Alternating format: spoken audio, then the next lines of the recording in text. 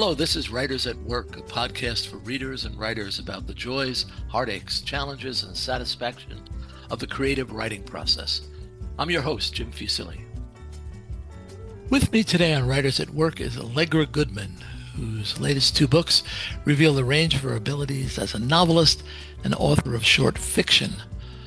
Published in 2025, ISOLA, a novel, is a masterful work of historical fiction based on the true story of Marguerite de La Rocque, a 16th-century French woman who, abandoned on a remote island to end a forbidden romance, fights to reclaim her life.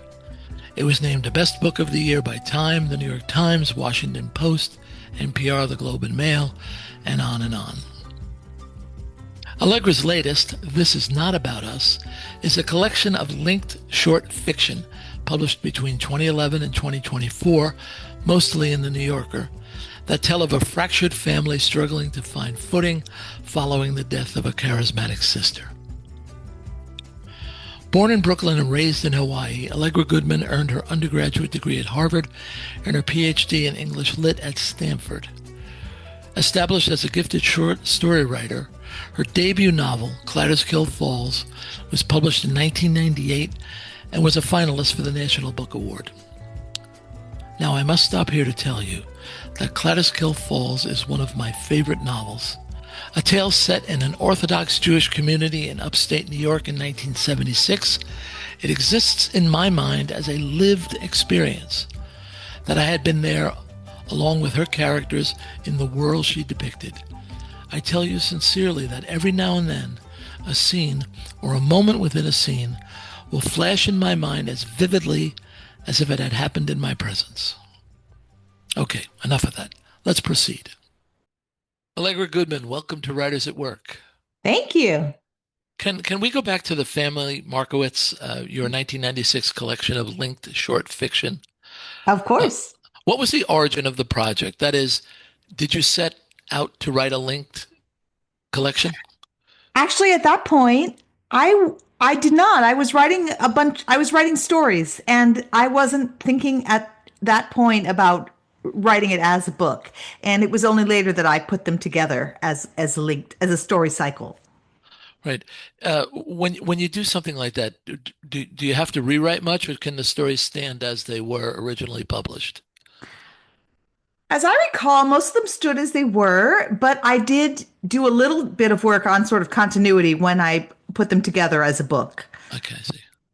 I see. Since I've read This Is Not About Us, I've been fascinated by the possibilities of this linked short fiction form.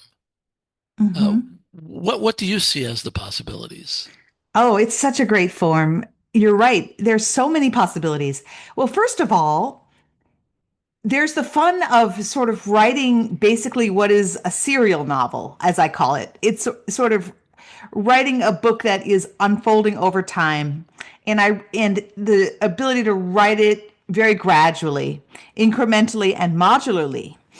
And so that was a huge attraction for me. And in this case, having written The Family Markowitz, I had always sort of dreamed of writing another book in that form. And with This Is Not About Us, I planned it from the beginning as a story cycle, as a book.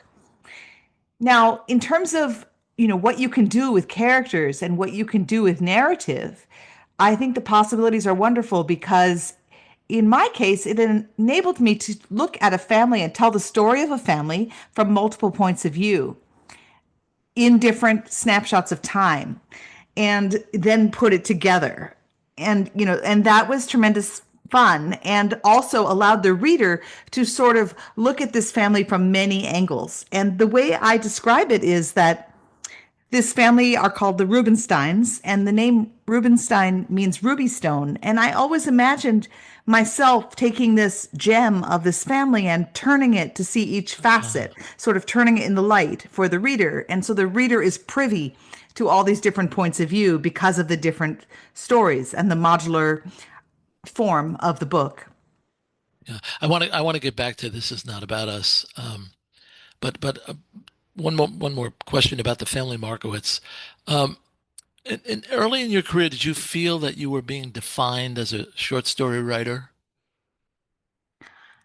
I think early in my career, I was a short story writer, so it didn't bother to me to be defined as one. But I was so young. I started in my teens and published my first book at 21. I was still very young when I wrote The Family Marquich. My second book was published, I think I was maybe 29 or something like that when I published that one. So, at that point, I was best known as a writer of short stories. But I also saw the future and I knew that I was going to be a novelist. Let's see. So then comes KAATERSKILL Falls. How did that novel begin? Counterskill Falls was a book that I wanted to write about Jewish people going up from the city to upstate New York in the summertime. And it was based upon my own experiences going up to this beautiful town of Tannersville with my family as a child. And my grandparents had a house there. And my mother had gone every summer of her childhood, since she was born until she was an adult. And it meant a lot to her. And when I was a young adult, the house was sold. My grandparents died. Her parents died. Her brother sold the house, and she was pretty heartbroken about that. And it felt like she was sort of losing her childhood and her past. And really, the impetus for my writing the book was to recreate that place for her. I wanted to recapture it for her in words. I noted in the introduction, which you haven't heard, is that I loved that novel. Oh, It's thank you. it's one of my favorite novels, and one reason is that it's so richly detailed that um, I'm captured in that world that you created, happily so, Mm. um, to the point where, and I mentioned this earlier, I feel like I lived there, and that Mhm. every now and then something will flash back to me, and I'm confused about whether it happened to me or I read it in that book. Um, Mm. and so that sort of rich detail is just it Thank it you. sticks with us. Your short fiction, to my mind, gives the reader a bit more latitude in deciding what we're seeing, whereas in the novel, um, you lock us in a little bit more. Is that a fair analysis, do you think? Oh, certainly, especially with my early short fiction. Well, when you're writing short fiction, you have less space and less time to develop everything. And it's sort of like you're creating a world, but it's like a ship in a bottle. It's much more compressed. And with a novel, novels are capacious and you have time to do that world building and build those details for the reader. Counterskill Falls, as you can tell by the origin, is much more elegiac in tone. And as again, I really wanted to recreate this world for my mother. I love that I created it for you and that you felt that familiarity with it. I will say it's interesting to me that some of my readers prefer one form and some the other. And at the time when I wrote Counterskill Falls, my editor at the time loved my short fiction and sort of the edges of it and the satirical style of it. And he literally said to me after I showed him the first draft of Counterskill Falls, which was not as good as later drafts, of course, he said, "Where is the sparkling Allegra Goodman that I loved?" This book, he didn't get the tone and it wasn't his aesthetic. It wasn't what he was interested in seeing from me. So from the first draft, you knew that you were going to change your style to tell that story. Absolutely. And it was very disheartening for me to hear from him that he had a style that he preferred and that he was going to promote and not the other one. And I always thought, why can't I do both? And why can't I have multiple styles depending on the project? Yeah, ideally that would be the case, wouldn't it? I noticed, by the way, that and I forgot about this actually, that you wrote the novel in the first person. Any particular reason? Oh, Catskill Falls? No, it's Yeah, not in the yeah. first person. It's No. not. Mm-mm. Oh my goodness, I have it right It's in in a front of me. very close third person, It which is is. easy to Okay. mistake from the first person, but Oh, gotcha. no, it's third person. Yeah. Okay. Thank you for that. Um, what do you prefer, novels or short fiction? I can't choose, honestly. I love them both. They're just very different challenges. And again, and for me it's always more and not either or. I want to work in multiple genres. I enjoy different styles. I enjoy using sort of all my capabilities and all my tools in my toolbox to depending on the project. I'm interested in versatility. So what I love about short stories is the speed of them, the intensity that they can bring, the challenge of creating a world and character in the small space. And what I love about novels is that the reader can live with them and that they can be immersive in that way that you describe with Counterskill Falls. Yeah. I have to say something here. I had no intention of pursuing this line of inquiry. You and I have never met, and I have to tell you that I really get the sense that you really like being a writer. I do. Yes. I wouldn't do it if I didn't like it. Yeah. But we both know people who, I mean, you sound delighted in being a writer, and we both know people who don't really seem to enjoy it all that much. Yes, I think, well, any kind of art can be discouraging. And I think that discouragement can creep into people's craft if they feel that they're not being heard, that they're not being read, that they haven't sort of found their audience. I think that can be discouraging. It's also hard. It's work. It really is. It requires patience, and that can that can bring people down sometimes. But and it also requires solitude. It is solitary work, and that can also be distressing for people. If you can get used to working alone, working for yourself, being self-motivated, if you can find a way to focus and enter into that world and learn how to be patient, then I think that writing is a delightful pursuit. Yeah, yeah. You spoke about versatility. Could you uh, talk about the origins of Isola? Yes. So Isla is a historical novel, which in my first historical novel, arguably all novels are historical. Counterskill Falls is actually set in the 1970s, and I wrote it 20 years after the events of the book. So, and now that really feels like ancient times, right? Right. But this is really a historical novel set in the 16th century. And the origins are that I was on a family road trip and I had taken out from the library some books on Canadian history to share with my children and who didn't read them. And I read them all. And I read about Jacques Cartier and his expeditions to Canada, his three voyages. And in an aside in one of those books, I learned about a kinswoman of the commander of a ship of colonists which had followed Cartier to New France.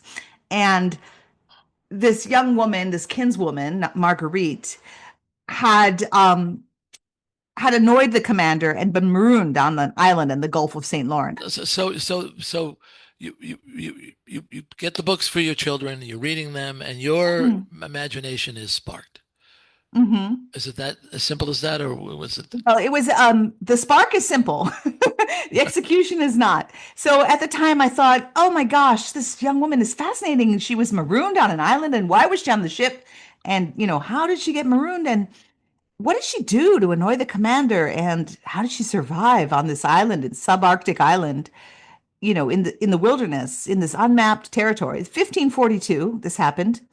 This is, almost 100 years before the Pilgrims came to North America. This is really like going to the moon in those days.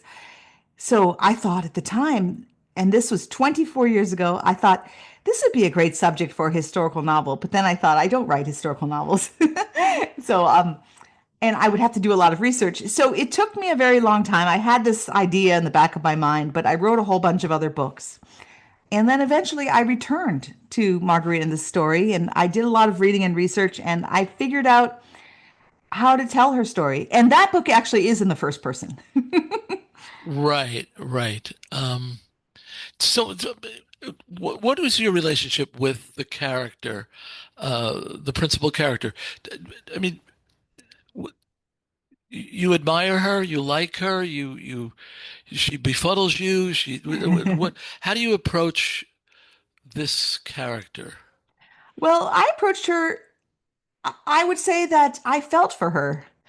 Um, and the exercise in the book is that you want your readers to identify and feel for your main character. There are characters we love to hate, of course, but I do love Marguerite. And I saw her as a survivor, and I was really interested in how she survived. I didn't think that I would have been able to do the things that she did in her position. And so it was very interesting, you know, walking in her shoes and then walking barefoot when she didn't have shoes anymore, and thinking about this very young woman who was cast off with no contact with anyone, and had to really figure out how to keep going, and also why she might try to keep going. Yeah. Um, how did your readers react to this book? Uh, I would say that this book was really that readers embraced it. I've heard so many people. It was sort of the kind of response that a writer dreams of, the kind of response you had to Counterskill Falls. People loved the detail in the book. They loved the world of the book. They felt like they were there with her, which was my goal, that they were on this journey with her, and they were living through it and with her, and that they even saw themselves in her, or hardships they had experienced, or losses they had experienced. And so it was tremendously gratifying to have this spark turn into a book, which turned into a world that readers are still entering.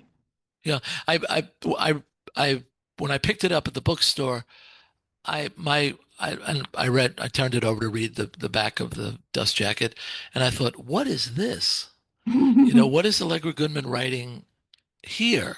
Hmm. Now, you already had my loyalty, so of course I proceeded.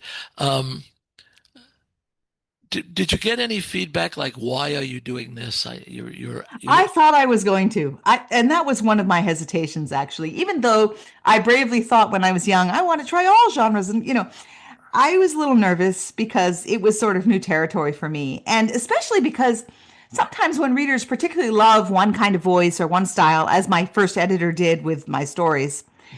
they don't necessarily want to follow you.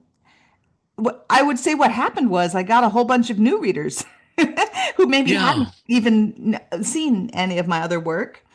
And they were like, oh, it was less like, oh, what is Allegra Goodman doing now? Which some people thought. But a lot of people were just sort of, what is this new book? Let's try it. right, right. I mean, I wonder if should authors worry about such things? I mean, do we have to worry about readers' reaction? We do not have to worry about it. I think that publishers do worry about it. I think that marketers and booksellers think more about these things, about categories and about quote unquote building a brand and that sort of thing. That hasn't been an interest of mine. I'm not interested in building a brand. I'm interested in making art. And so, you know, so I don't think like a marketer. Maybe I should, but I don't. I'm also very fortunate to work with people who sort of share my vision about my work and are willing to sort of follow me, into new places. Yeah, my thinking is we're blessed to have readers anyway. So, Yeah, the more the merrier. But even if it's one, it's wonderful. totally. Yeah. Going back to this is not about us. Um, the first story, Apple Cake, tells of a family as it prepares or doesn't prepare for the death of the youngest of three elderly sisters. It appeared in the New Yorker in 2014. Um, did you already have in mind other stories that would follow that, or was that intended to be a standalone? Well, each of the stories really can stand alone and often does and has done in magazines. Yes. But while I was writing that story, even while I was writing it before I finished, I'd already thought this is the beginning of a book about this family. As the family was gathering in that story at the bedside of Jean, who was very sick, I started thinking about each of these people, each of the members of the family, and thinking, I want to pursue them. I want to follow them and write their story. I want this to be a larger book. So, Apple Cake is a convocation at the beginning of the story of the Yeah. Rubensteins. You seem to have set yourself with quite a challenge because the sister who is dying is seems to me indispensable to the family, Mm. and and you're going to remove her. Hmm. Um, I missed her. Yeah, and they do too. And that's one of the things the book is about. What happens when the indispensable person dies, It and how do we carry on, and how does the family rearrange and reassort itself? sometimes in some ways successfully, in some ways sadly and tragically as they fight, you know. Um, I would say the book is funny. It is sad. It is about loss. It is about surviving and recovering and continuing, as families must. Yeah. Given that we are with thrust into a largely dysfunctional multi-generation family, um, there's something delightful about the book. There's something I very much enjoy being in their company. Um, when you say funny, do you mean funny as an odd or in humorous? Both. I think there are moments that are both, it's a mix. And that's how I see life is. Yeah, that's what makes it real. Yeah. Yeah. At Yeah. one point in one of the stories, a character says the family is, quote, strange and estranged, quote, close quote, with, quote, unspoken expectations, silent Mm. feuds, exhausting birthdays. Did you always see them as such, or did they develop that way? Well, that's the way that character sees the family. I think that's Jill who married in. Yeah. Yes. Yes. Um, did I see them that way? I see families being that way. And it's all of these things together, right? That's what makes life so rich and contradictory and baffling, um, frustrating at times. Something can be very funny and it can be very sad all at once. And I'm interested in that condition. That's the human condition. Yeah. My stomach clenches whenever one of the characters appears. And that is Mm. the oldest sister, Helen.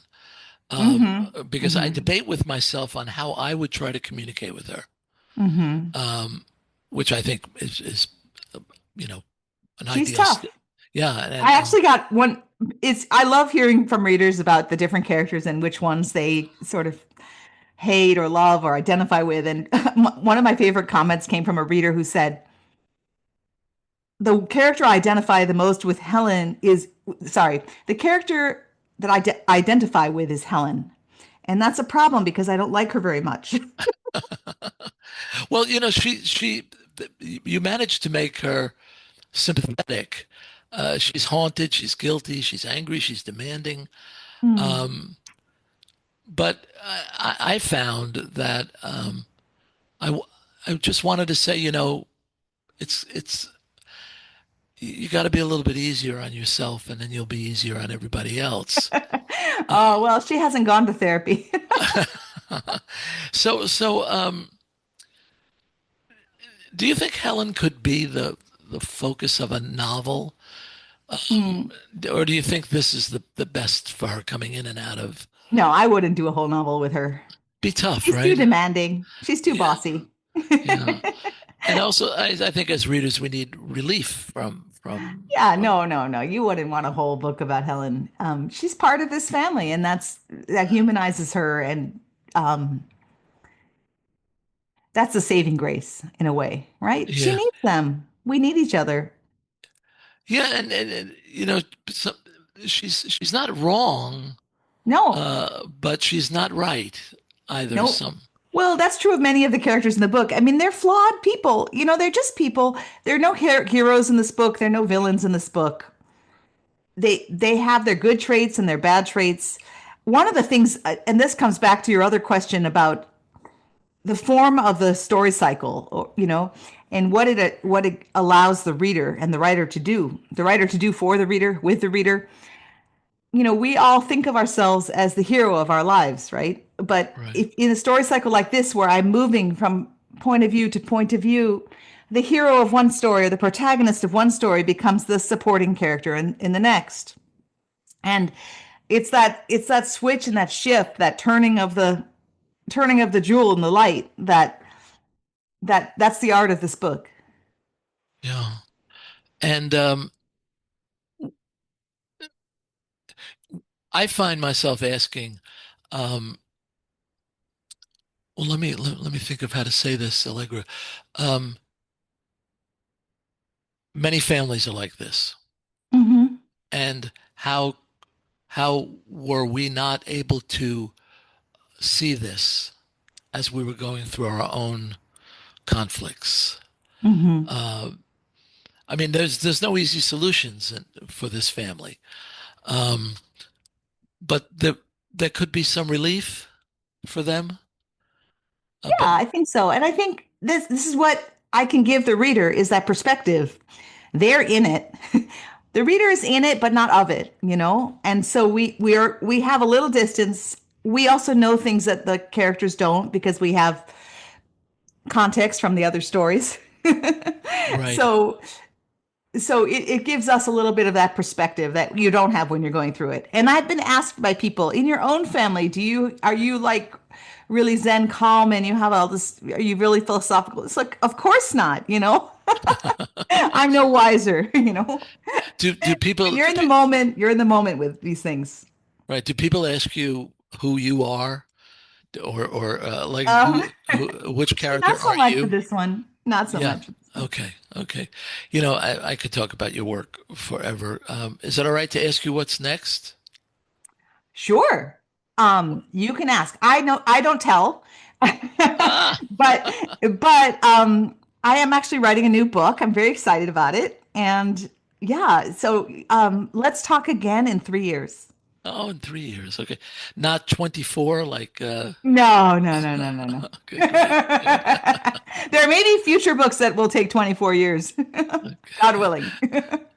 My guest on Writers at Work is Allegra Goodman, author of Isola, a novel, a work of historical fiction. And This Is Not About Us, a collection of linked short fictions. As I made abundantly and fawningly clear, she is one of my favorite authors, and I hope she either is or will become one of yours too. Allegra, thank you for joining me on Writers at Work. Oh, thank you so much for having me. Thank you for reading me all these years. Writers at Work is a production of Bliss Publications. Erin Mitchell is our producer. Music is by Joni Mitchell, performed by Keith Jarrett. For more, see writersatworkpodcast.com. I'm your host, Jim Fusilli. Until next time, happy reading.